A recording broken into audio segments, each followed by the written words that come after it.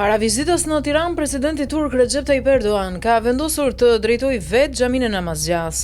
Inaugurimi i kësaj xhamie ka mbetur peng prej vitesh pasi komuniteti musliman ka ndërprer lidhjet me Ankaran. Presidenti turk pretendon se kreu i KMSH-s dhe anëtarët e tjerë janë të lidhur me Gülenin e për këtë arsye ka vendosur një drejtues nga Turqia, ai do të jetë Enes Bastur. Ka qenë vetë imami turk i cili ka bërë me dije këtë lajm. Përmes një reagimi në rrjetet sociale, ai ka njoftuar se i është besuar drejtimi i xhamisë qendrore të Namazgjas në Tiranë. Të dashur miq, me udhëzimet e drejtorisë tonë të çështjeve fetare më caktuan te faltoria e madhe e xhamisë qendrore Namazgja në Tiranë, shkruan ai.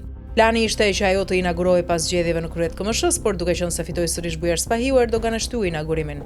Pati zëra se do të caktonte një prej besnikëve të tij në Tiranë për drejtimin e saj, por duket se ka vendosur të sjellë imam nga Turqia.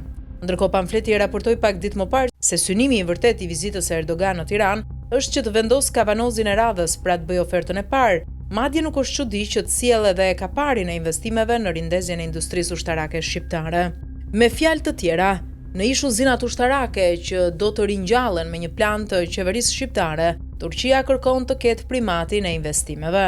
Burimet diplomatike i than pamfletit se bëhet fjalë për investime të mëdha që Ankaraja ka siguruar nga Katari dhe vendet e tjera islamike për të ngritur një industri prodhimi dronësh të lehtë për t'i shitur kudo, por kryesisht në lindjen e mesme dhe zonat e tjera të luftës që tashmë mund të përhapet si vaj në lakra.